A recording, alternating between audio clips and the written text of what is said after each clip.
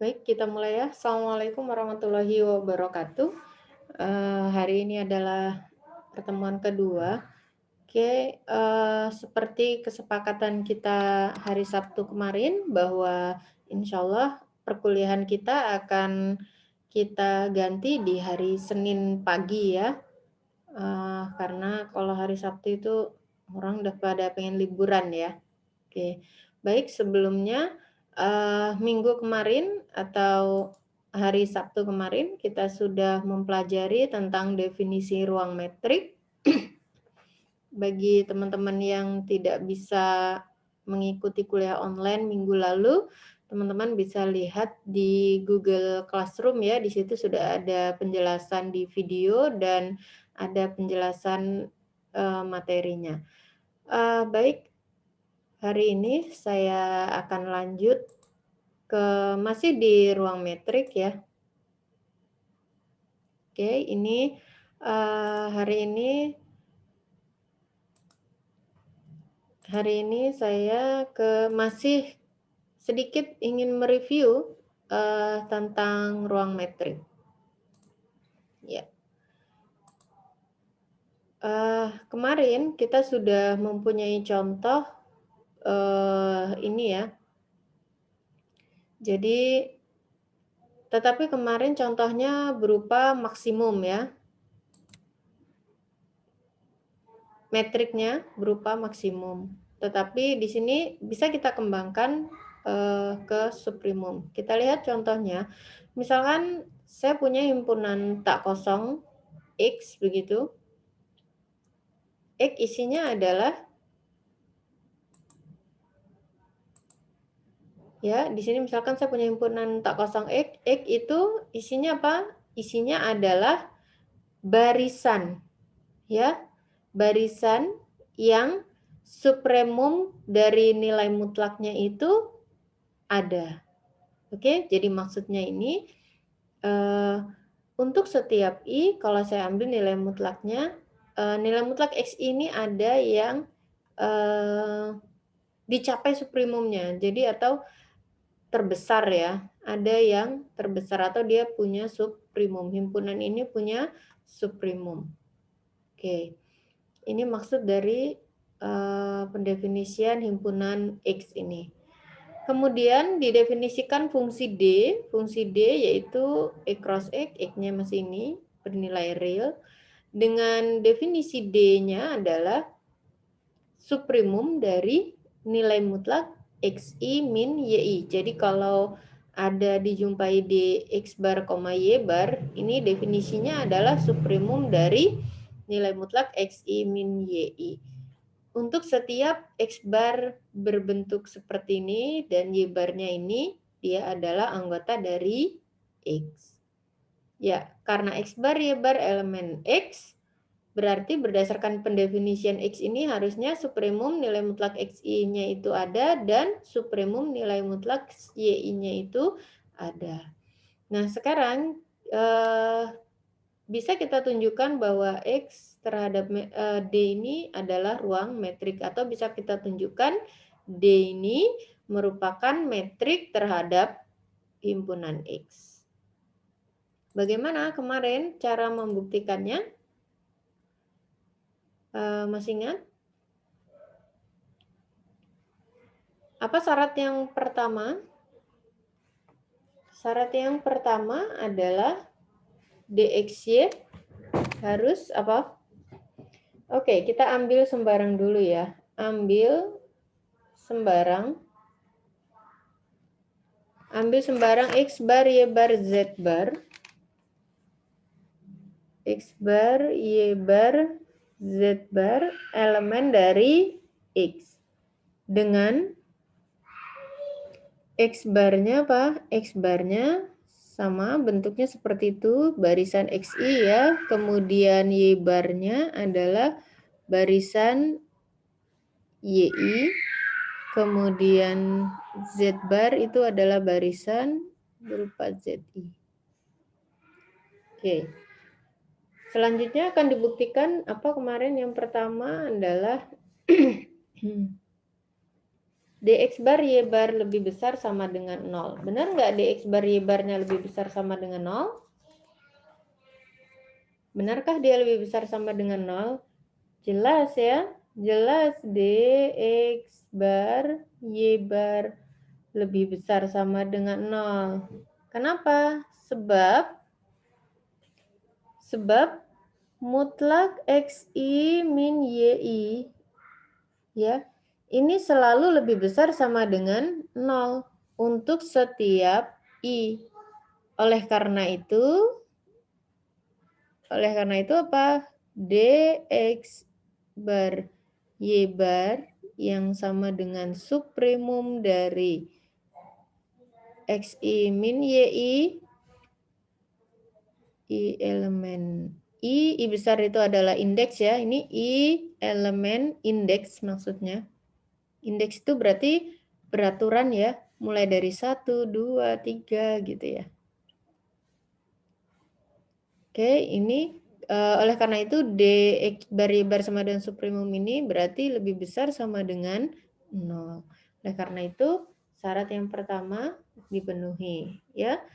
Kemudian aksioma yang kedua, dxy sama dengan 0 jika dan hanya jika x sama dengan y. Apakah dipenuhi?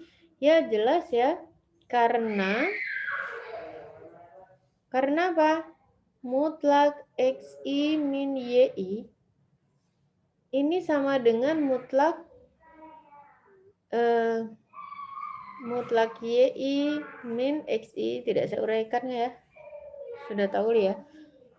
Untuk setiap i begitu ya. Maka berlaku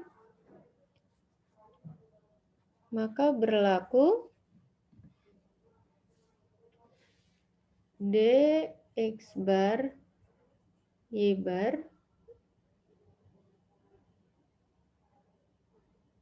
ini harusnya nomor 3 ya. Sorry, ini yang nomor 3. Dx bar y bar sama dengan supremum dari, mohon maaf, ini saya malah membuktikan aksioma yang ketiga dulu. Xi min yi ya, i elemen indeks ya, ini sama dengan supremum dari yi min xi. Y elemen indeks. Nah, ini kan sama dengan apa? D y bar x bar. Ya, jadi ini aksioma yang ketiga dipenuhi. Mohon maaf, aksioma yang kedua kelewatan. Aksioma yang kedua yaitu dx bar y bar. Kalau ini sama dengan 0, berarti apa? Supremum dari xi min yi ya, i elemen indeks ini sama dengan 0. Supremum ini akan bernilai 0 kalau apa? Kalau yang di dalam kurungnya ini semuanya 0. Karena apa? Dia supremum kan ya? Yang terbesar. Kata dia yang terbesarnya 0 berarti karena ini lebih besar, nilai mutlak itu kan lebih besar sama dengan 0. Berarti yang mungkin isinya ya paling enggak ya di dalamnya 0 semua gitu kan. Nah, itu hanya mungkin apabila di dalamnya yaitu xi min yi ini sama dengan 0 untuk setiap i elemen indeksnya. Nah, ini dalam mutlak ini akan nilai mutlak ini akan bernilai 0 apabila yang di dalamnya ini sama dengan 0. Yaitu jika dan hanya jika xi min yi sama dengan 0 untuk setiap i. Nah, apa arti xi? Ini xi sama dengan yi untuk setiap i. Apa artinya? Setiap i sama dengan setiap yi. Berarti apa? X barnya sama dengan y bar. Perhatikan penguraiannya ya, jangan terbalik. Apa yang harus dibuktikan, jangan sampai Anda klaim. Jadi itu yang harus ditunjukkan, jadi jangan langsung diklaim. Lihat yang aksioma yang kedua, kita harus menunjukkan apa? Dx, y sama dengan 0 jika dan hanya jika x sama dengan y. Nah, di sini saya mulai dari dxy ya, dxy sama dengan 0. Kemudian jika dan hanya jika, ini kan artinya berdasarkan definisi dxy berarti ini sama dengan 0. Jika dan hanya jika ya. Jadi supremum dari ini tadi yang saya katakan dia akan bernilai 0 apabila yang di dalam kurungnya ini, yang di dalam supremumnya itu 0 semua. Artinya apa? Mutlak xi min yi sama dengan 0 untuk setiap i. Kalimat untuk setiap i itu penting. Kalau tidak untuk setiap i, berarti nanti ini jangan-jangan hanya untuk berlaku hanya untuk i tertentu, gitu kan ya. Oleh karena itu, kalimat untuk setiap i ini penting. Nah, kembali ke kalimat nilai mutlak. Nilai mutlak ini akan bernilai 0 kalau di dalam nilai mutlak itu sama dengan 0. Itu definisi nilai mutlak ya. Masih berlaku untuk setiap i. Penting ya. Jadi sekali lagi untuk setiap i-nya itu penting. Nah, xi min yi sama dengan 0 untuk setiap i itu sama saja mengatakan xi sama dengan yi untuk setiap i. Nah, setiap i xi selalu sama dengan yi. Berarti apa? Setiap isi mana ya tadi? Ini ya. Setiap ini berarti di dalamnya ini sama dengan yi. Ya berarti kan x bar sama dengan y bar. Berarti aksioma kita yang kedua dipenuhi. Nah, sekarang aksioma yang keempat ya. Aksioma yang keempat saya taruh di atas ya. Kita akan menunjukkan dx bar y bar kurang dari sama dengan dx bar y z bar ditambah dz bar y bar ya. Dx bar y bar berarti sama dengan apa? Supremum xi min yi i elemen i.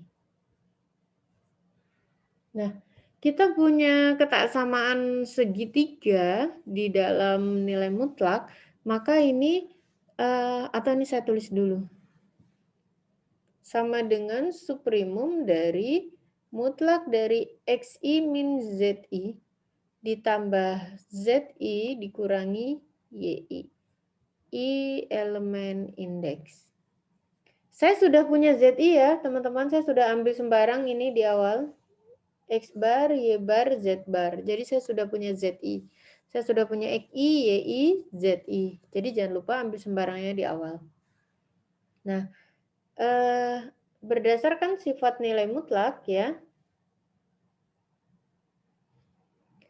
Ini, misalkan saya kasih A, yang ini B, ya. Kita punya sifat nilai mutlak apa? A ditambah B itu kurang dari sama dengan mutlak A ditambah mutlak B. Gitu ya. Oleh karena itu, ini pun berlaku, supremumnya pun berlaku. Supremumnya berarti kurang dari sama dengan xi min zi, i elemen indeks ya, ditambah supremum dari zi min yi, elemen indeks. Nah, yang ini apa? Ini adalah d x bar z bar. Berarti ditambah ya ini D, Z bar, Y bar. Oke, berarti aksioma yang keempat juga dipenuhi. Terbukti ya benar bahwa XD ini merupakan ruang metrik. Dengan metriknya adalah D sama dengan supremum XI min YI. Oke, itu sedikit review materi yang kemarin ya. Ada pertanyaan dulu mungkin terkait dengan contoh ini? Saya persilahkan jika ada pertanyaan.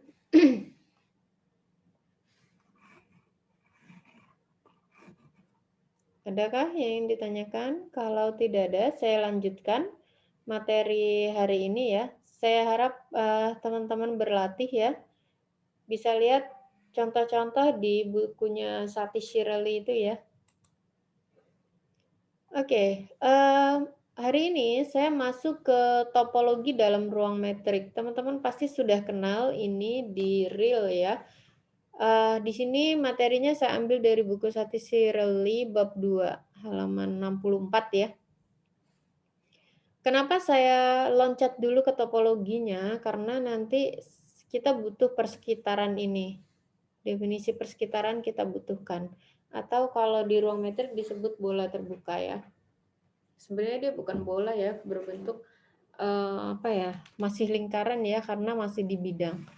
Baik, saya langsung masuk saja ke materi topologi dalam ruang metrik. Jika tidak ada pertanyaan, Anda boleh hidupkan mic ya kalau ada yang ingin ditanyakan. Kalau di chat ini kadang saya tidak terlihat.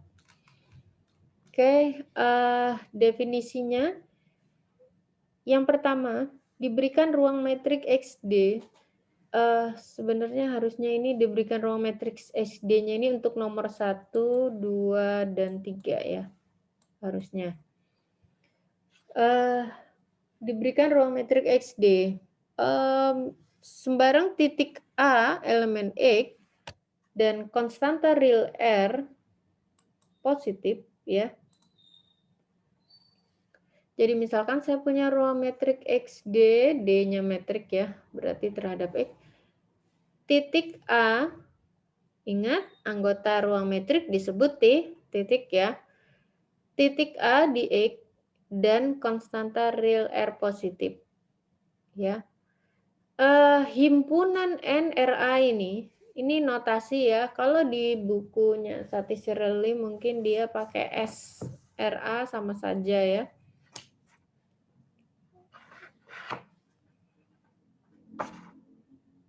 Atau dia pakai B ya. Oh, dia pakai S. Ya, saya pakai notasi ini. NRA ini adalah persekitaran di titik A dengan jari-jari R. Saya pakai definisi NRA, mudah-mudahan Anda masih ingat definisi persekitaran di real ya. Karena sama. Masih ingat apa itu definisi persekitaran di R? Ya, kalau di real gimana? Kalau di R saya punya NRA itu adalah apa? X elemen bilangan real dengan syarat apa? Mutlak X min A kurang dari R. Nah, ternyata benar ya kemarin yang pertemuan yang kemarin saya katakan bahwa konsep jarak itulah yang memotivasi lahirnya metrik. Nah, jadi kalau di real itu pakai nilai mutlak, kalau di ruang metrik dia pakai lambang D, karena nanti definisi jaraknya atau definisi metriknya bisa berubah-ubah tergantung D-nya. Tapi kalau di R definisi jarak tidak berubah, pokoknya pakai nilai mutlak gitu. Nah, sebenarnya hanya itu yang membedakan konsep di ruang metrik ini kan abstrak ya. Dia abstrak. Hanya yang membedakan hanya itu sebenarnya. Jadi ruang metrik ini perluasan lebih luas, dia lebih abstrak daripada di real. Oke, baik. Itu tadi mengingat definisi persekitaran di real ya. Nah, bagaimana di ruang metrik? Di ruang metrik sebenarnya sama. Kalau saya gambarkan ya, saya ambil pusatnya di 0,0 ya. Oke. Pusatnya di 0,0. NRA itu apa? NRA itu adalah daerah di dalam lingkaran ini. Pusatnya A-nya adalah di titik 0 ya. Di titik 0,0. Kemudian jari-jarinya R. Masih ingat lingkaran ya? Jari-jari ya, lingkaran tuh punya jari-jari ya. Ini misalkan lingkaran yang bagus sekali. titik pusatnya di biru ini, kemudian ini adalah R-nya. Oke, ini A-nya.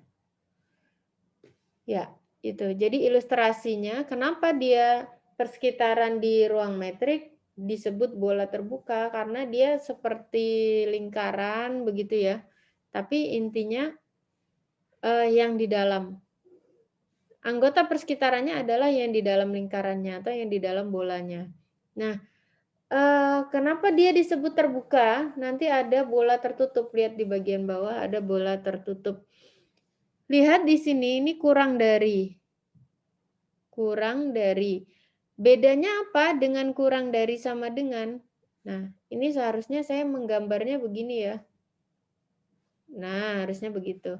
Nanti ada contohnya di belakang. Nah, jadi persekitaran tuh seperti ini. Jadi garis tepinya, yang di garis tepinya itu bukan anggota persekitarannya, gitu. Jadi hanya yang di dalam lingkaran saja. Jadi itulah persekitaran di titik A dengan jari-jari R. Oke ya. Kemudian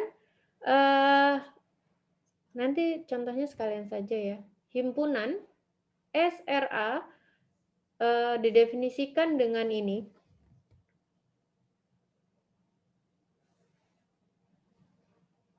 Semua X dengan DXA-nya sama dengan R. Artinya apa? Jarak dari X ke A yang sama dengan R. Sebenarnya ini hanya untuk mendefinisikan yang di garis tepinya ini. Yang di garis titik-titiknya ini. Kalau dia sama dengan berarti ini kan harusnya garis penuh ya. Jadi anggota SRA yang mana? Ya yang garis tepinya ini. Kalau yang NRA yang mana anggotanya? Ya yang di dalamnya gitu ya. Nah, ada yang nomor 3, himpunan bola tertutup. Apa itu? Ya semuanya ini digabung. Jadi 1 dan 2 digabung. Makanya ada juga yang mendefinisikan bola tertutup itu begini. Semua X dx dengan syarat dx A-nya kurang dari sama dengan R. Nah, kalau di bukunya Satis Sireli itu dia definisinya kayak gini. Itu ya, bola terbuka, bola tertutup. Oke, ada yang ingin ditanyakan? Saya persilahkan sebelum saya lanjutkan.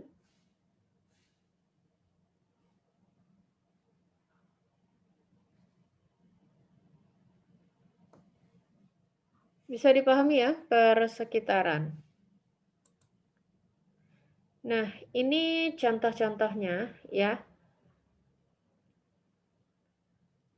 Kalau di ruang metrik, karena definisi D-nya bermacam-macam ya, nanti bentuk persekitarannya ya bisa macam-macam juga, bisa berbentuk lingkaran seperti ini ya, bisa seperti ini, bisa seperti ini, bisa seperti ini. Oke, gambar yang pertama ini adalah yang di dalam ini, yang diarsir agak gelap, ini adalah NRA dengan A-nya adalah pusatnya di 0,0, R-nya berapa ini jari-jarinya? 1, ya.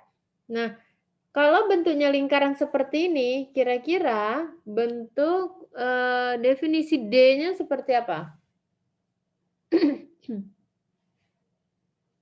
Yang ini definisi D-nya seperti apa? DXY-nya.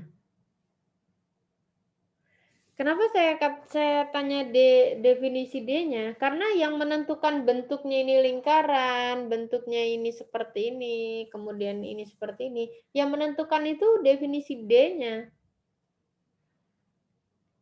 Ya, definisi D-nya.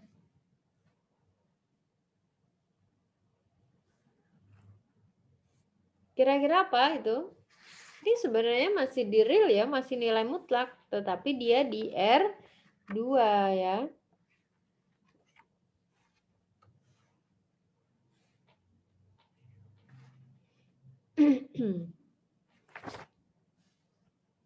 Ya, jadi saya belum kasih contohnya itu karena saya nanti harus mengenalkan dulu tentang ketaksamaan Minkowski dan ketaksamaan Holder, ya. Oke. Untuk yang ini D-nya itu nanti seperti ini. Yang ini ya, D-nya sama dengan, saya hapus dulu. Oke. D-nya sama dengan sigma I1 sampai N mutlak XI min YI dipangkatkan P dipangkatkan seper P. Ya. Dengan X-nya di sini X bar Y bar ya. X barnya itu adalah ini X1, X2 barisan ya. Barisan atau barisan berhingga ini ya. X1, X2 sampai dengan Xn, Y barnya adalah sorry bukan barisan. N tuple ya. Y1, Y2 dan seterusnya sampai dengan YF. Oke. Kemudian X-nya adalah Rn ya, N tuple ya. Oke, ini yang berbentuk seperti ini. Ini NRA, jari-jarinya 1, A-nya di 0 ya, di titik pusat, 0,0. Oke, itu. Di titik 0, di titik O ya. Nah, kebetulan di sini di R2 berarti ininya hanya ada R2. X-nya berarti di R2. Berarti nanti X barnya hanya X1, sorry. Ya, X1, X2.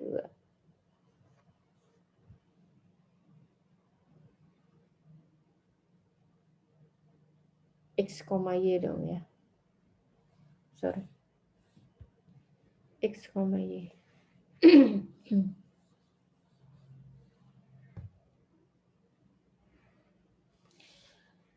Oke, itu. Kemudian kalau yang berbentuk sebelah kanan ini kira-kira apa bentuknya? Yang ini?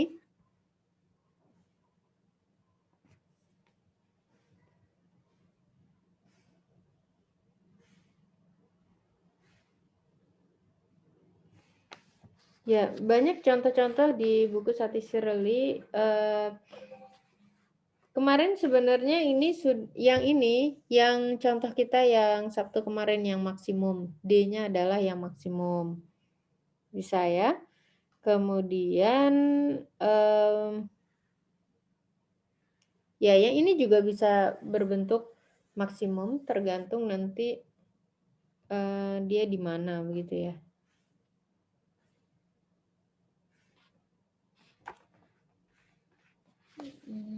Hampir sama sih ya. Oke, di sini ada pertanyaan tentang persekitaran.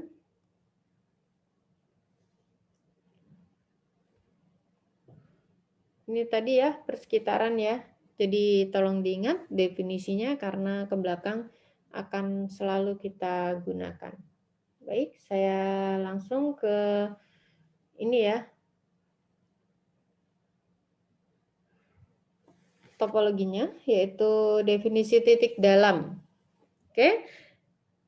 Di sini diberikan ruang metrik XD, titik X, elemen X, dan himpunan A. Yang pertama, titik X disebut titik dalam atau interior point himpunan A. Jadi X itu disebut titik dalamnya A apabila ada R positif sehingga NRX subset dari A. Bisa dipahami ini? Maksudnya apa? Titik dalam ya. Titik dalam dengan titik di dalam itu beda. Jadi titik dalam itu istilah dari interior point ya. Jadi dia suatu nama begitu. X dinamakan titik dalam gitu kan ya. dari himpunannya si A kalau saya bisa menemukan ada, di sini yang perlu digarisbawahi adalah ada R sehingga apa? NRX subset dari A. Kalau kita bahasakan secara bahasa sehari-hari, artinya begini, X disebut titik dalamnya A kalau saya dapat menemukan suatu persekitaran dengan jari-jari tertentu, persekitaran di X dengan jari-jari tertentu yang seluruh anggota persekitaran itu ada di dalam A. Bisa dipahami? Saya ilustrasikan, misalkan saya punya himpunan A itu, kotak ini adalah himpunan A misalkan ya, ini hanya ilustrasi sekali lagi. Kemudian saya ambil sembarang titik begitu di sini, ini saya kasih nama titik X, ya. Bisakah saya buat suatu persekitaran atau bola terbuka dengan pusatnya X dengan jari-jari tertentu? Ingat, jari-jarinya yang penting nggak nol aja. Sekecil mungkin boleh, yang penting tidak nol. Di sini saya bisa ya buat persekitaran di X ini ya. Oke, saya buat persekitaran di X. Mungkin harusnya pakai warna lain ya. Biar kelihatan. Oke.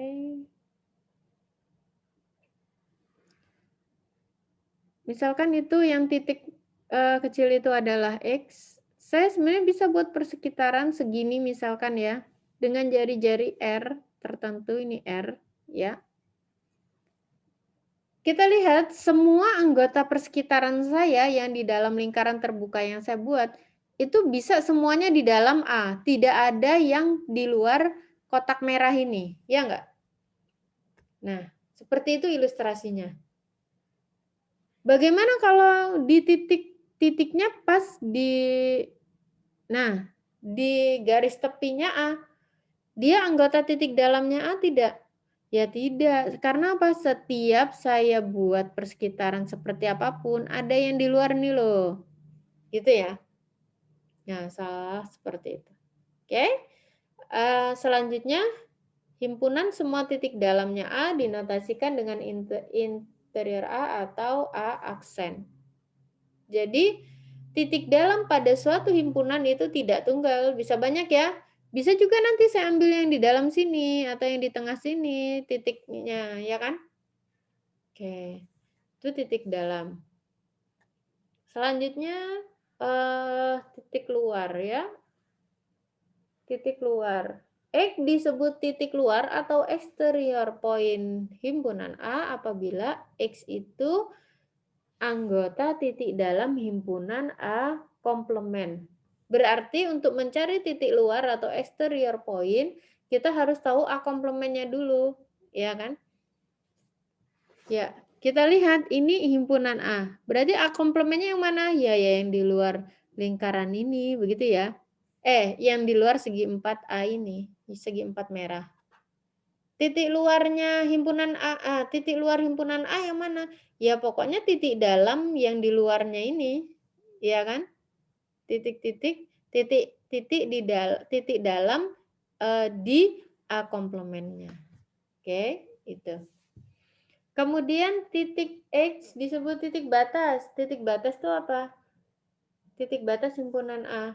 Kalau apa? Setiap. Ingat, bedakan setiap ada ya. Titik batas itu apabila apa? Setiap jari-jari yang saya ambil selalu berlaku ini. Dan ini. Artinya apa?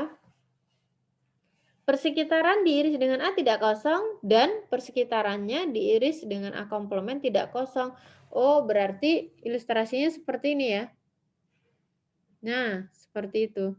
Berarti titik yang mana yang merupakan titik batas? Tentunya yang di garis tepi ini ya. Semua yang di garis tepi itu pasti merupakan titik batas. Kenapa? Karena setiap, ingat, setiap R positif.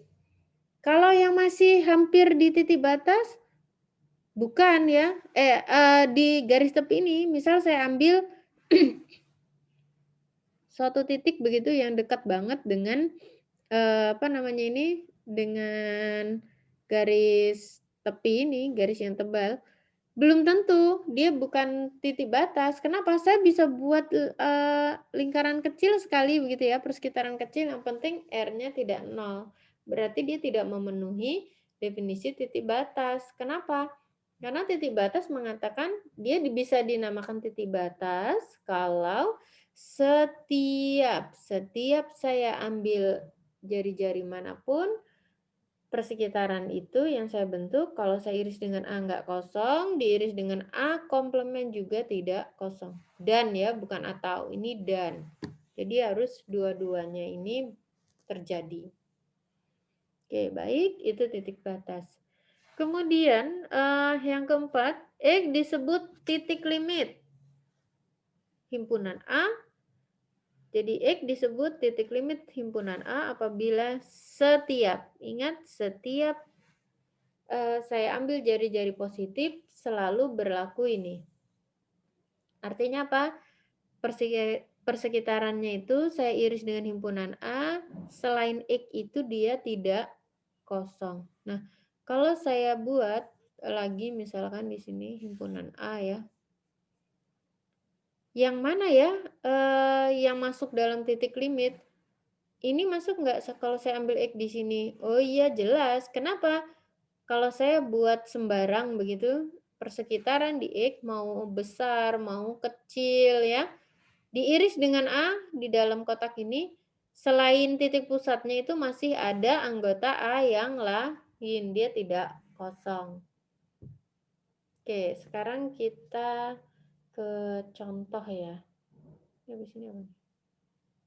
Sini himpunan terbuka. Oke, sebelum saya ke himpunan terbuka, saya mau kasih contoh dulu. Oke, bentar. Ya.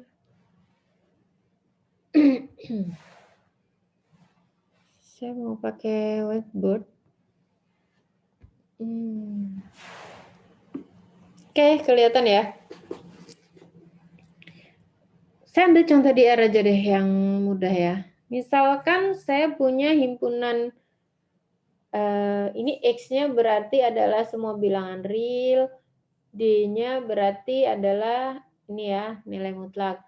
Ini kemarin sudah kita buktikan bahwa R terhadap nilai mutlak itu merupakan ruang metrik. Nah, sekarang saya ambil himpunan A. Himpunan A itu adalah misalkan saya punya min 1,3 tertutup. Ya. Ini subset dari X ya. Oke, subset dari X. Oke. Ya. Sekarang kita bisa mencari yang pertama himpunan semua titik dalam. Oh, sorry, tadi tuh harusnya titik dalam tuh notasinya A0 biasanya ya. Yang kedua, saya langsung dulu ke titik limit ya. Definisi himpunan semua titik limit A itu biasanya pakai A aksen. Yang ketiga, kita bisa mencari titik batas, boundary A. Ini biasanya notasinya ya. Yang keempat, kita bisa mencari exterior point A. Oke, titik dalamnya A tadi apa? Titik dalamnya A itu apa? Gimana definisinya? Titik dalam? X disebut titik dalamnya A kalau apa? Ada R positif sehingga nanti semua anggota persekitaran di X itu subset dari A. Betul nggak? Itu ya. Nah, kemudian saya mungkin untuk lebih mudahnya, saya gambarkan terlebih dahulu himpunan A itu seperti apa. Himpunan A-nya, ini kan di R ya, masih di garis bilangan. itu terbuka, ini -1, kemudian, misalkan ini 0 ya. Sini 3, harusnya penuh ya, 3. Oke, berarti anggota A-nya itu ini, ya. Bentar, saya ganti warna dulu. Oke, yang saya arsir merah ini adalah semua anggota dari A ya. Ini adalah A. Oke. Nah, kembali ke definisi titik dalam. Titik dalam tadi itu apa? X bisa dikatakan titik dalam kalau saya bisa menemukan suatu jari-jari tertentu yang kalau saya buat persekitaran di X, maka semua anggota persekitarannya itu ada di dalam A. Nah, sekarang saya yang paling mudah dulu ya. Saya ambil 0. X-nya 0. Misalkan X-nya 0. Apakah 0 merupakan titik dalamnya A? Kalau saya buat persekitaran begitu ya. Saya gambar ulang di bawahnya ya, biar enggak kemeruwek gitu.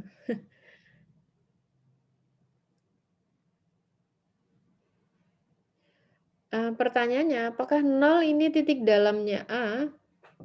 Ya, kenapa? Karena karena saya dapat menemukan, ada ya, hanya ada bukan setiap. Saya bisa membuat suatu persekitaran seperti ini, begitu ya.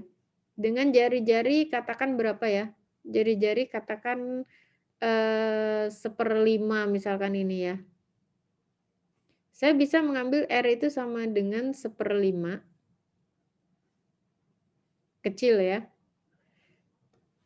Oke, di sini berarti berapa ini? Koordinatnya -1/5. Ya ini koordinatnya adalah 1/5. Berarti N 1/5 0 semuanya ada di dalam A, benar nggak? Lihat, anggotanya ini di dalam sini. A saya itu dari sini. Dari -1 sampai 3, berarti 0 merupakan titik dalam sini. Oke, saya tulis 0 masuk ya. Apalagi? Kalau saya ambil 1 begitu, ini 1. Apakah 1 titik dalamnya A? Ya jelas, saya bisa buat juga persekitaran. Gitu ya. Dan seterusnya nanti 2. 2, saya bisa buat persekitaran dengan jari-jari tertentu sehingga nanti semua anggota persekitarannya ini masih ada di dalam dari -1 sampai 3. Nah, berarti banyak dong anggota titik dalamnya A. Sebelum 3 ini 2,99 apakah dia merupakan titik dalamnya A? Ya iya, saya bisa buat suatu persekitaran yang kecil sekali, yang penting R-nya tidak 0, ya. Yang penting R-nya tidak 0. Oke.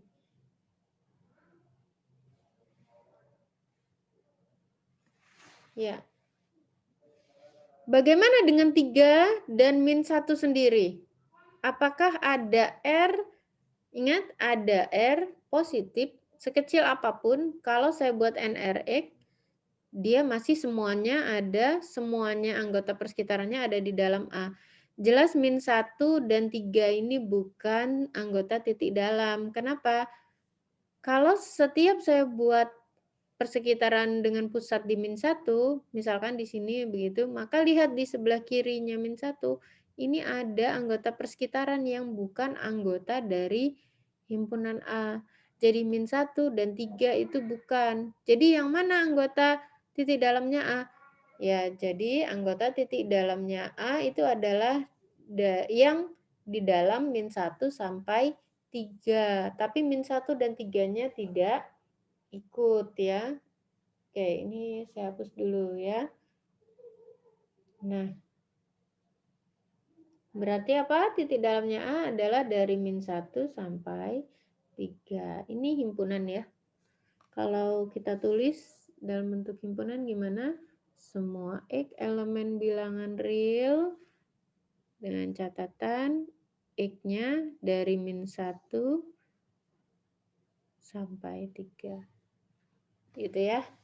Nah, sekarang yang kedua, titik limit. Titik limit tadi apa? Definisinya, setiap saya ambil R positif, persekitaran di X diiris dengan A dikurangi dengan X itu tidak kosong. Ya. Kita lihat, ini saya hapus ya, biar ada tempat ya.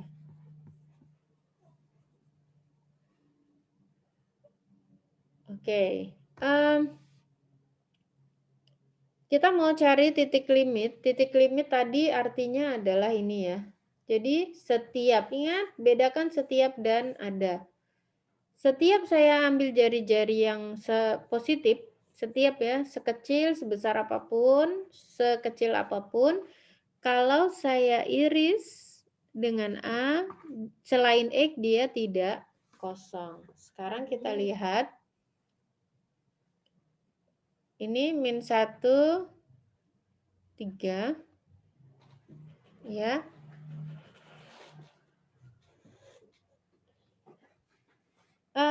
Yang paling mudah dari 0 yang kelihatan dulu ya, yang di dalam, supaya Anda, sorry ini 2.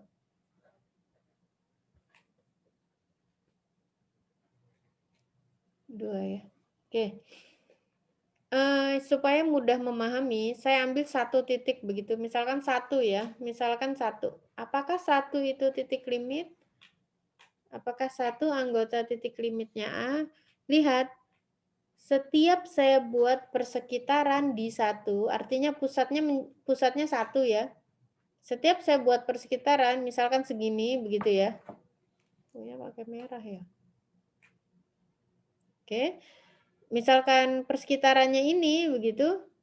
Selain 1, selain titik pusatnya, ya, saya iris dengan A ini, masih ada anggota A yang lain, ya kan?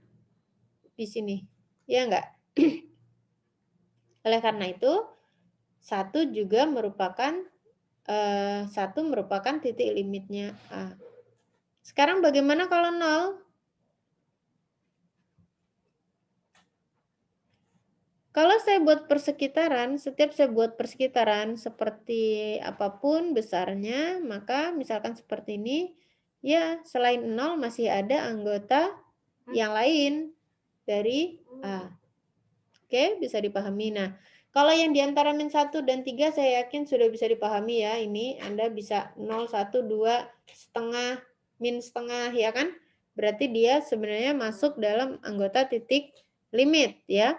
Nah, sekarang bagaimana kalau min 1 dan 3?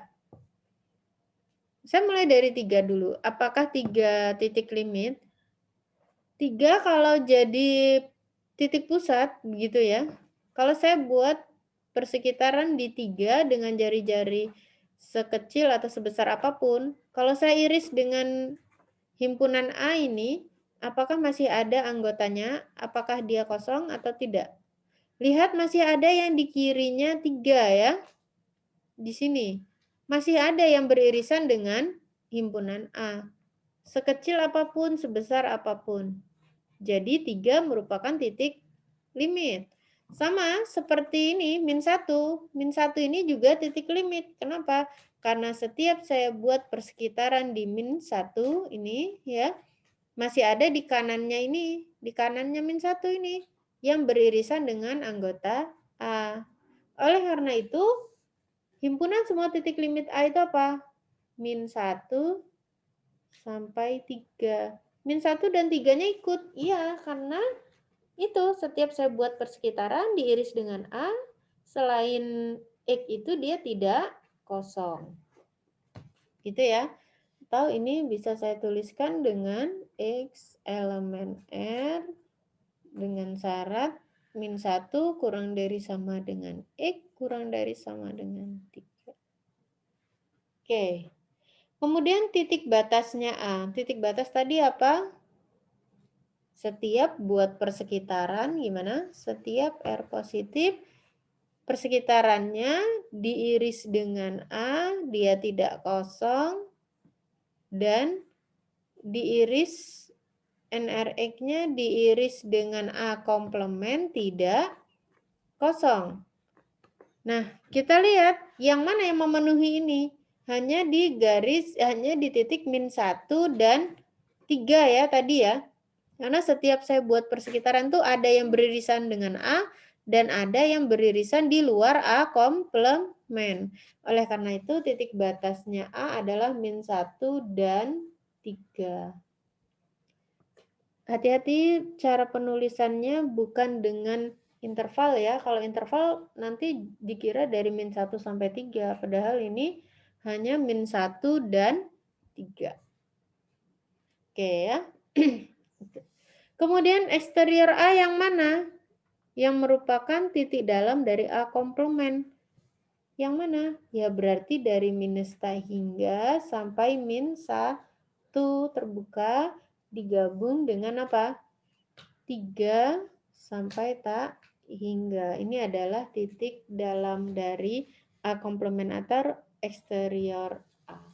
Oke, ada yang ditanyakan sampai di sini? Ini satu contoh ya, teman-teman. Oke, mudah-mudahan bisa dipahami ya.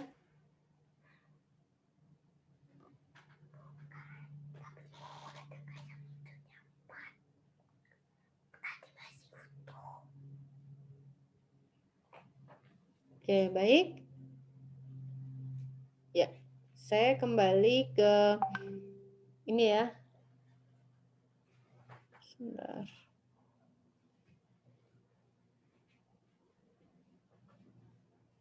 Oke. Ya, terlihat ya, ini yang saya share. Kita lihat kembali, saya ulangi sedikit, titik dalam itu apa? Titik dalam adalah dia dikatakan titik dalam kalau saya bisa menemukan, apabila ada R, ada jari-jari tertentu, sehingga kalau saya buat persekitaran di X dengan jari-jari tersebut, semua anggota persekitarannya itu ada di dalam A. Oke. Notasinya mohon maaf, ini nanti tolong diganti, ini harusnya A0 ya biasanya. A aksen ini biasanya untuk ini, titik limit.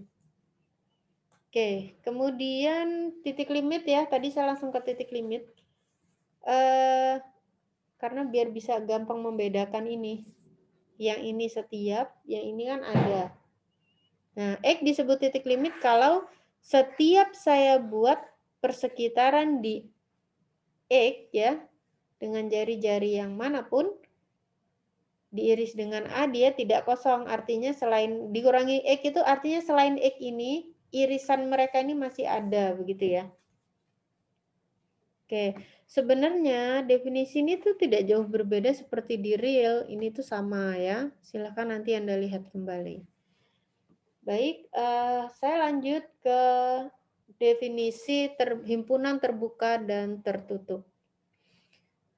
Diberikan ruang metrik XD, titik X dan himpunan A. Ya, titik X itu di X, kemudian himpunan A itu subset dari X.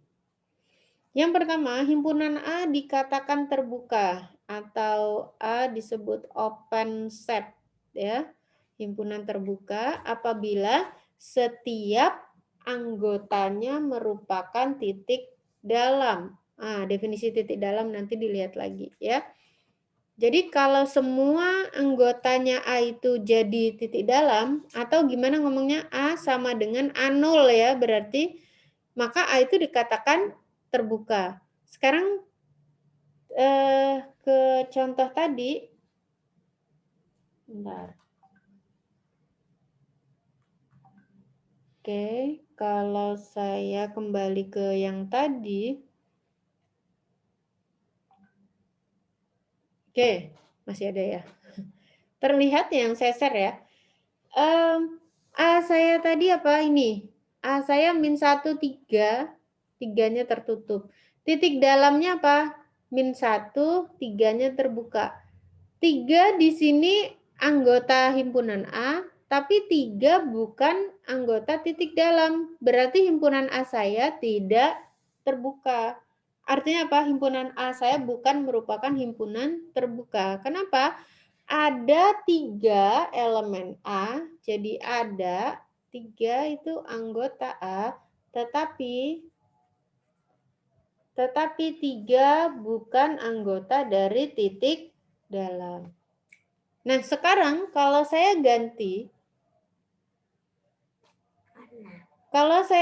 himpunan A ini menjadi himpunan terbuka min 1,3 terbuka, lihat, ini berarti sama dengan A0. Berarti himpunan A saya ini merupakan himpunan terbuka. Seperti itu ya contohnya. Bisa dipahami ya. Jadi suatu himpunan dikatakan terbuka kalau setiap anggotanya merupakan titik dalam. Sekali lagi, himpunan dikatakan terbuka apabila setiap anggota himpunan tersebut merupakan titik dalam. Oke. Oke. Kemudian kembali lagi nih memang harus bolak-balik ya, mohon maaf.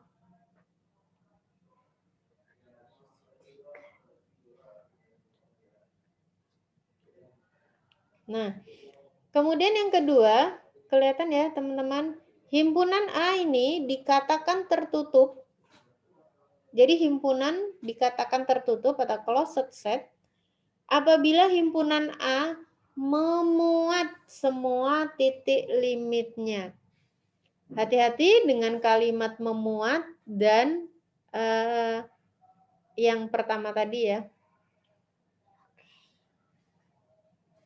Benar. Nah, yang nomor 2, himpunan A dikatakan tertutup apabila himpunan A memuat semua titik limitnya. Memuat semua titik limitnya. Berarti gimana? A aksen itu subset dari A.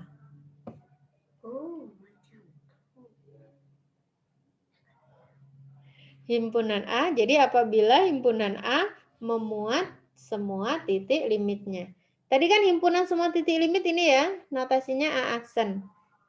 Kalau semua titik limitnya A itu subset dari A atau paling tidak sama, maka himpunan A itu dikatakan tertutup.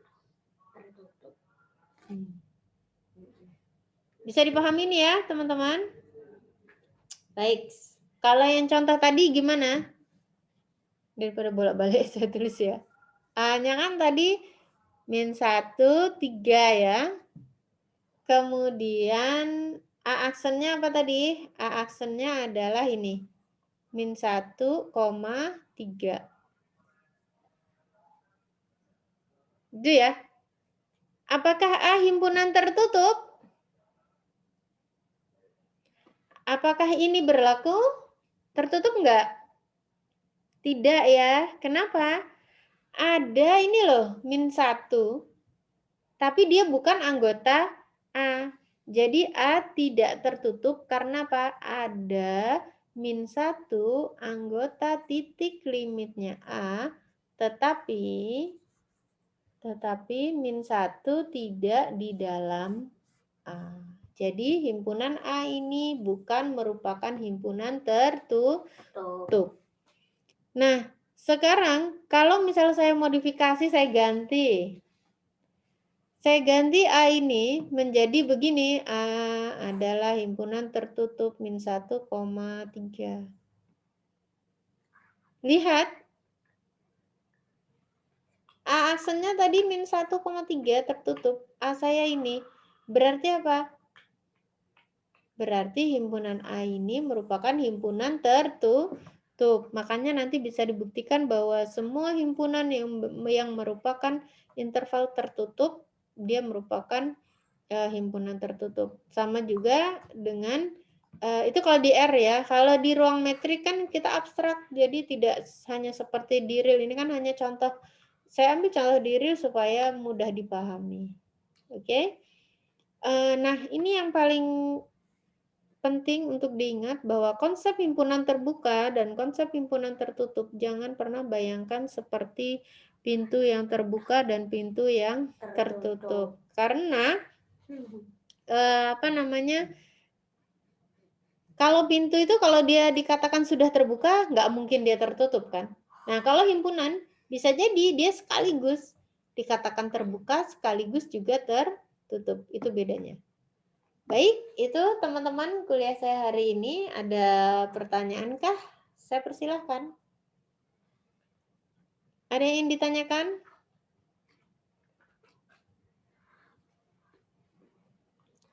Ada? Baik, jika tidak ada, nanti materi video akan saya share ke Google Classroom. Silakan teman-teman cermati kembali. Mungkin tadi ada yang terlewatkan.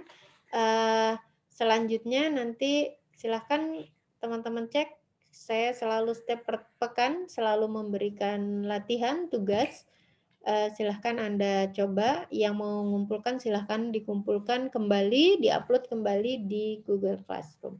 Terima kasih, sekian dari saya hari ini. Kalau tidak ada pertanyaan, saya akhiri. Assalamualaikum warahmatullahi wabarakatuh.